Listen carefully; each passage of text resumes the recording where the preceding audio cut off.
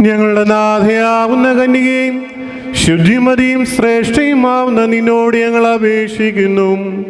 നിന്നിൽ നിന്ന് ജനിച്ചവനായ പുത്രൻ ഞങ്ങളുടെ ബലഹീനതകളെ പരിഹരിക്കുകയും രോഗങ്ങളെ സൗഖ്യമാക്കുകയും കറകളെ മായ്ക്കുകയും ആത്മാക്കളെ ശുദ്ധീകരിക്കുകയും നിരൂപണങ്ങളെ സ്ഫുടം ചെയ്യുകയും ചിന്തകളെ വെടിപ്പാക്കുകയും ചെയ്യുവാൻ ഞങ്ങൾക്ക് വേണ്ടി അപേക്ഷിക്കണമേ.